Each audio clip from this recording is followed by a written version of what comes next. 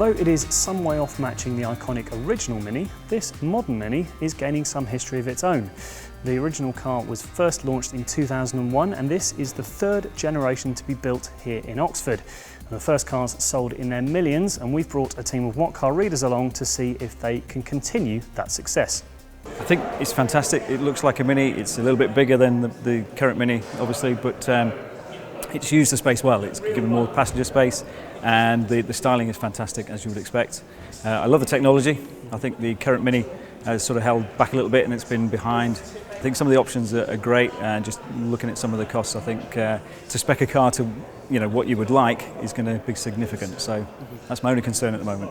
I just like the front styling. I think the front styling is significantly better. I like the extra longer bonnet. It looks good, and it just gives the car extra presence. It looks wider. It looks better on the imagine it being on the road. I think it looks fantastic. And the comfort is good all around the car. It feels premium now. I spend 50 hours a week sat in a Mini, and it's superb. It would be a nice new home for me. I can't wait. I think it's fantastic. They've got it right. The interior build quality is fantastic. The ergonomics, everything's to hand. It's very easy, very sort of slight wrist movements to get to things. It just feels a lot bigger, a lot wider. I think it would have been good for the sat-nav things to be touchscreen. A lot of cars now are moving into the touchscreen technology because we have it in phones and we're used to that. I think that would have been a bit more of an advantage, I think. This colour in blue looks great under these lights. Well, whether that transports into the open road, if it looks good on the street, then that's a different matter. The thing with Minis, I love them, but the boot space isn't great. I think though, with lots of small cars, they try and make the boot space bigger, but then that compensates kind of having very little back leg room and stuff. So I think it's good that they've still got good back seats, but it does compromise on the boot space. I love Minis. I think once you get one, it's not just you have one, you have lots of them. So I definitely convinced to get a new one. Yeah, definitely. When you get into it, it's a quality car. It's had a lot of love and attention poured into it. And it just feels good. Nice touch to the fabrics and the materials, and definitely in the back, more space. Yes, I remember being really squished in the back of my old Cooper hatch, and that's got a bit more leg room. The leather finish in that Cooper S was really nice, and the sport seats as well. Great, good support. Really felt comfortable, and the driving position just for some reason just felt a bit more racy than my Cooper that I had.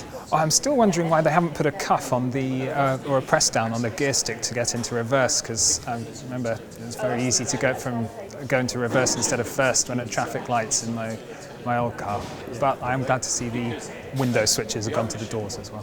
One of the things that I think is a challenge with a Mini is taking out or extracting the elements of it that make it what we recognise and love as a Mini, but updating it, and I think that's been done really well to a high spec.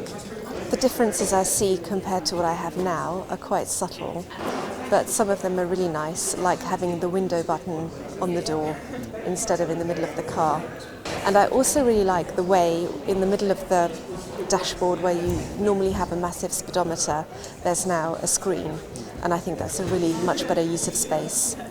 The latest generation of the Mini goes on sale in spring 2014, with the Cooper version starting at £15,300, although there are two cheaper models coming in the future. There are 3 engines at launch, that's 2 petrol and 1 diesel engine with emissions as low as 92 grams per kilometre, and we'll be driving the car in January next year.